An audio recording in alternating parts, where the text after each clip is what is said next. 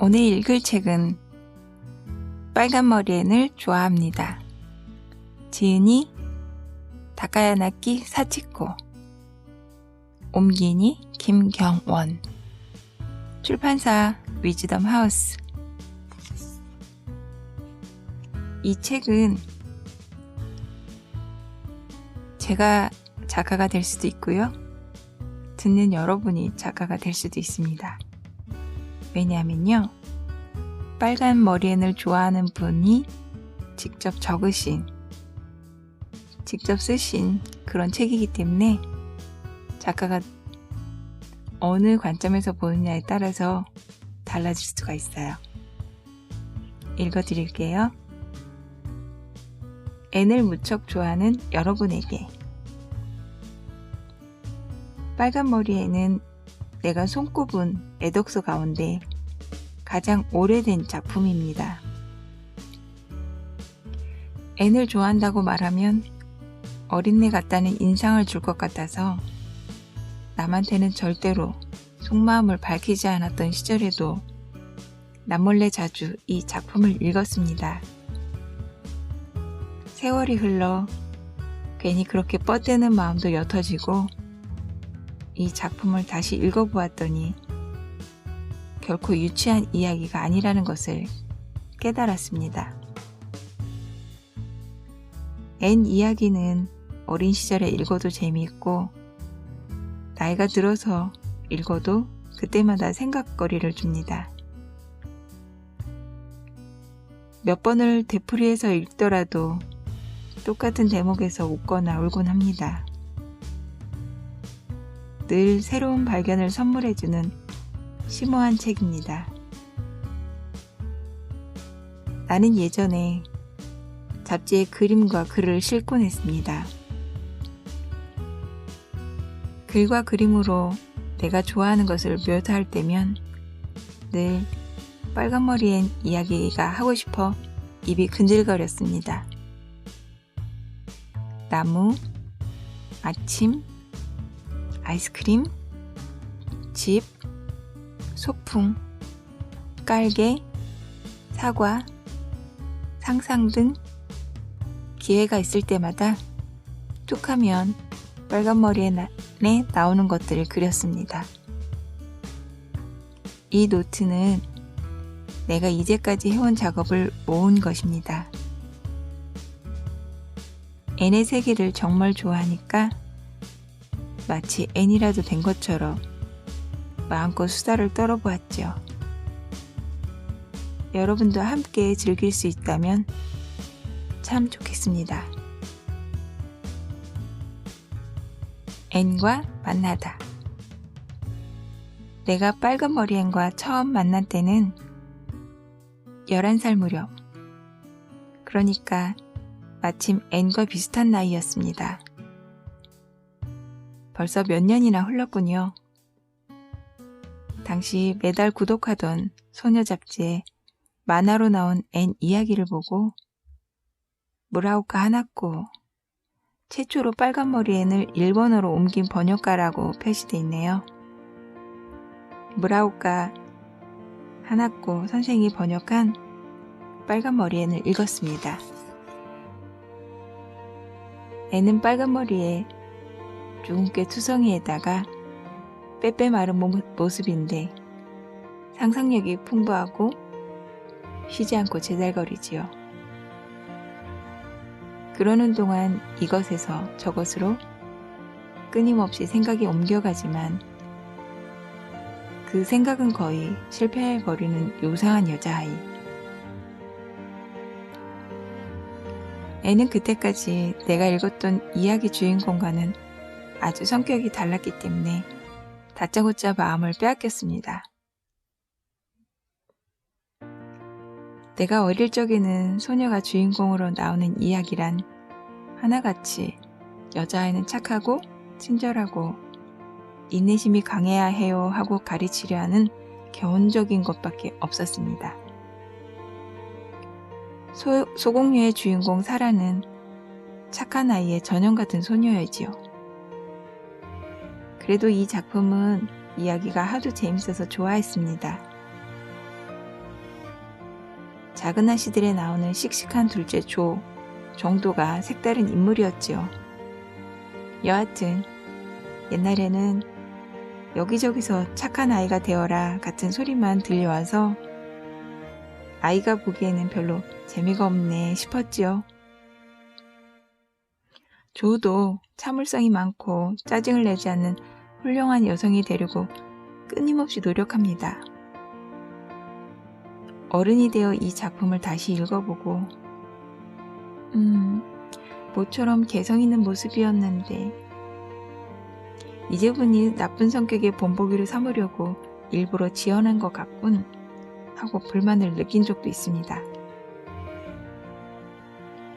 애는 자존심에 상처를 입으면 비록 상대가 어른이라도 사정없이 달려들고 남자아이들과도 싸우고 명예를 위해 지붕 마룻대를 걷다가 떨어지기도 합니다.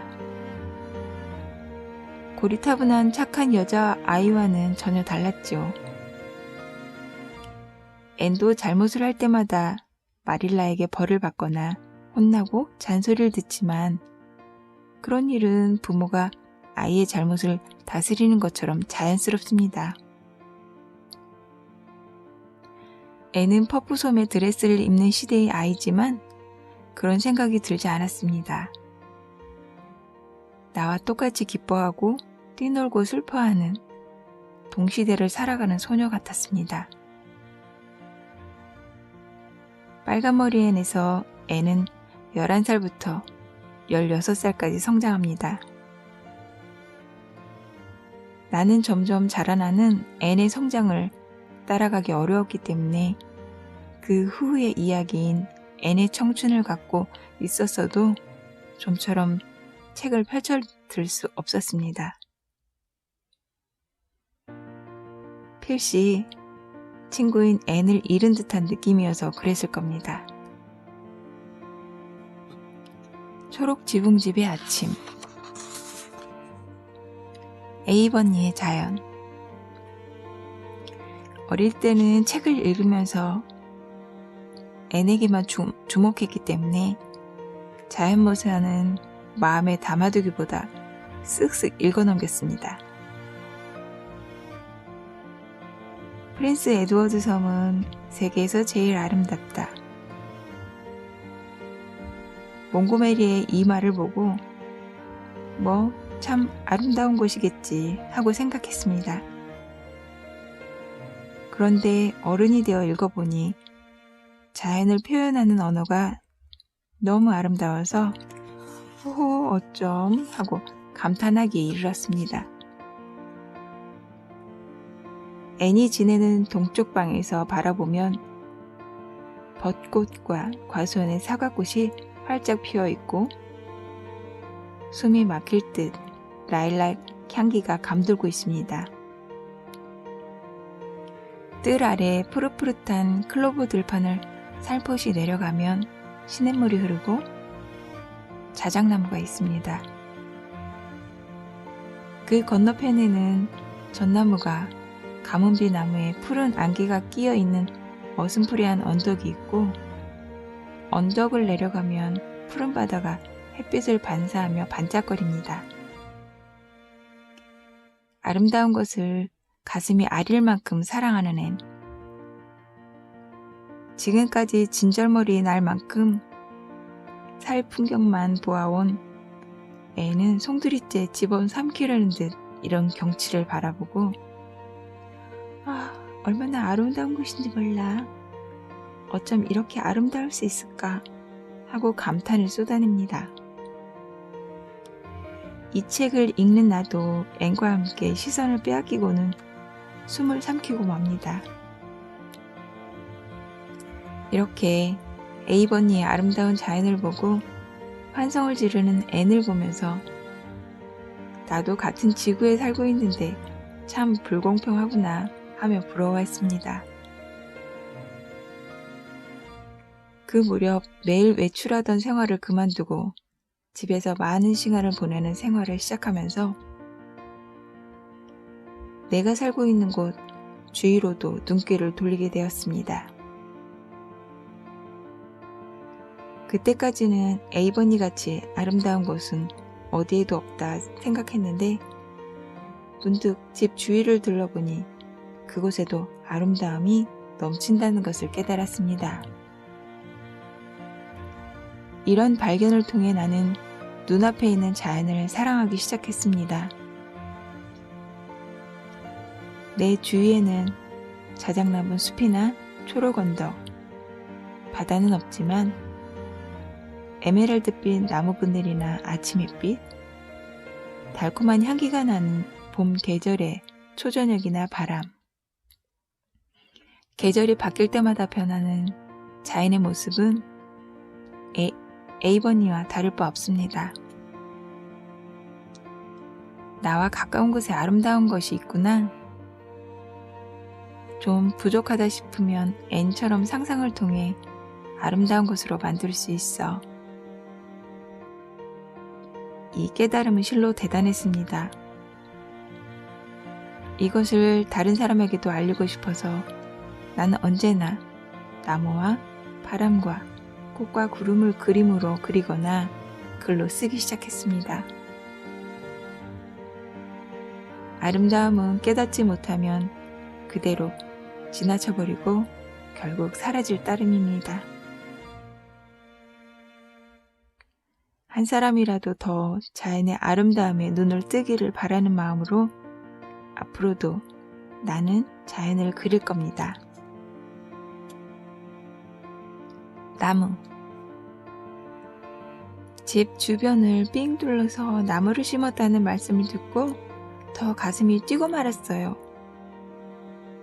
저는 나무를 무척 좋아하거든요.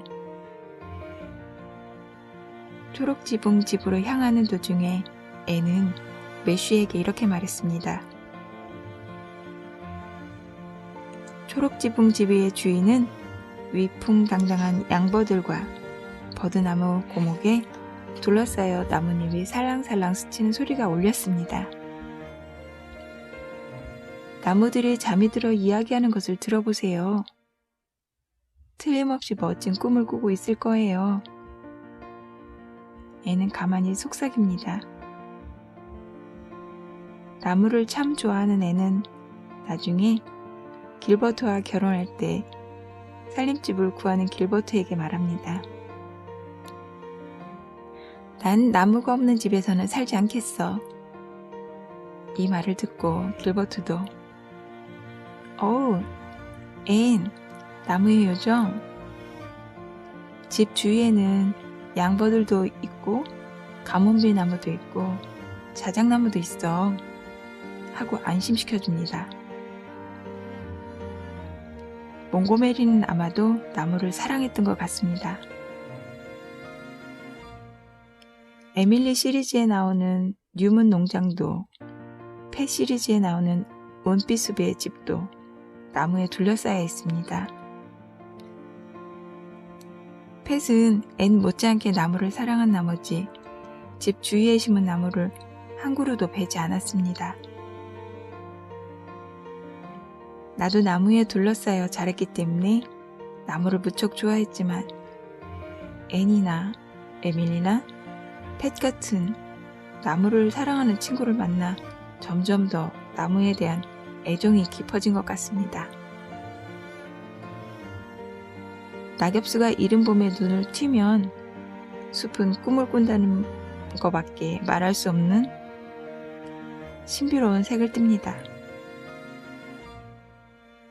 아침에 숲속 나무들 사이로 햇살이 가느다란 줄기처럼 쏟아지는 모습을 무척 좋아해서 나는 자주 혼자 살금살금 문을 열고 나가 숲속으로 들어가서 나뭇가지 끝을 스치며 산들거리는 바람이나 새소리를 듣곤 합니다. 1년을 통해 나무 한 그루 한 그루 우거진 숲풀 속 경치가 바뀌어가는 모습을 이야기하자면 밤을 새도 모자랄 겁니다. 지금 이 글을 쓰고 있는 방에서 창밖을 내다보면 여름 나뭇잎으로 싱그러운 나무들은 바람에 살랑이고 키가 훌쩍 큰 대나무는 머리카락을 흔들고 있으며 새들은 이리저리 어지러이 날고 있습니다. 봄, 여름, 가을, 겨울. 나무는 사계절 각양각색의 아름다움을 보여주면서 점점 성장합니다.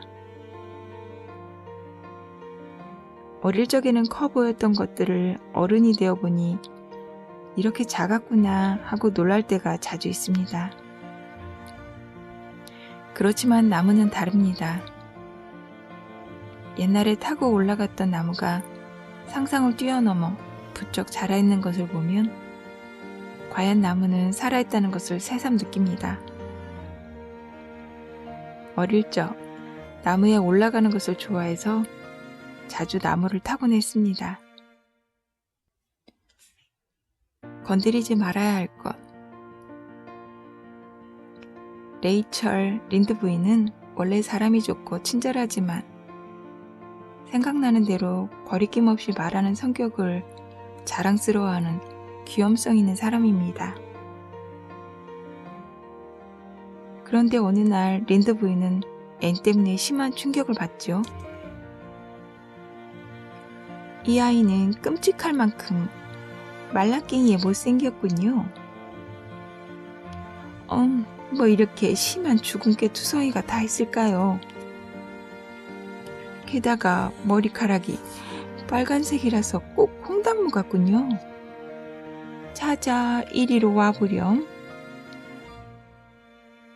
린드 부인은 언제나 그렇듯 보람없이 말했습니다. 그런데 애는 린드 부인 앞에 불쑥 나서서 발을 구르며 외쳤습니다. 아주머니 정말 싫어요. 싫어 죽겠어요. 어떻게 나한테 말라깽이에 볼품없다는 말씀을 하실 수 있어요? 어떻게 죽은 개 투성이에 빨간 머리라는 말씀을 하실 수 있어요? 아주머니처럼 품위도 없고 예의도 없고 마음이 없는 사람은 본 적이 없어요. 만약 내가 아주머니에게 그런 식으로 말하면 어떤 기분이 들 것 같아요? 뚱뚱하고 못생기고 상상력이라고는 한 톨도 없을 것 같다고 말해요. 이런 말 들으면 기분 좋으시겠어요? 내 말을 듣고 기분이 나빠졌다 해도 난 아무렇지도 않아요. 린드 부인은 생전 처음 이렇게 격렬한 반격을 당하고 심하게 놀랍니다. 애는 마릴라에게 야단을 맞고 울면서 자기 방으로 뛰어 들어갔습니다. 지금 돌이켜보면 나도 어릴 때 이런 일이 있었는데 하는 생각이 듭니다. 마룻바닥에 발을 쿵쿵 구르며 화를 내는 애의 모습이 퍽 낯설게 느껴지지만 어린아이라도 이것만은 건드리지 말았으면 하는 점이 있고 하고 싶은 말도 있는 법입니다. 예나 지금이나 어른은 이런 점을 별로 이해하지 못하는 것 같습니다. 이때 마릴라는 스스로도 놀란 만큼 이렇게 말합니다. 레이첼, 저 아이의 외모를 가지고 이러니 저러니 하고 말해서는 안 돼요. 린드 부인은 이 말을 듣고 더욱 더 분개하지요. 말이 없고 점잖은 메시조차도 레이첼 린드 부인이 어쩔 줄 몰라 했다니 그거 참 꼴 좋구나. 참견하기 좋아하고 말 많은 늙은이니까 하고 말했다는 점도 뜻밖입니다. 결국에는 매슈의 조언을 듣고 린드 부인에게 자기가 버릇없이 굴었다는 점을 시인하고 용서를 빕니다. 앤의 천연덕스러운 모습에 마릴라는 두 손 두 발 다 들고 맙니다만 사람 좋은 린드 부인은 화를 풉니다. 앤은 불가지 화를 냈다가도 잘못을 빌고 용서를 받는 일은 정말 기분이 좋아요 하고 씻은 듯 마음 풉니다. 상처가 되는 말을 들었지만 앤이 훌쩍훌쩍 울지 않고 정면으로 대드는 모습에 정말 속이 시원했답니다. 오늘은 여기까지입니다. 출판사에서 허락한 부분이 3% 정도밖에 안 돼서 제가 읽을 수 있는 부분이 여기까지밖에 안 될 것 같아요. 이 책은 다카야나키 사치코 이분이 중간중간에 그림을 그려서 앤의 사랑스러운 모습과 그리고 주변 상황들을 그림으로 남겨놨어요. 혹시 여러분도 앤을 좋아하는 앤의 덕후? 요즘 말로 덕후시라면 꼭 추천해드리고 싶은 책이에요. 내용도 내용이고 그림을 같이 보시면 앤의 그때 상황을 이해하면서 같이 뛰어노는 그런 느낌으로 다가올 것 같아요. 낭독을 허락한 위즈덤 하우스 출판사에 감사드리고요. 비 소식이 있네요. 모두 행복한 밤 되세요.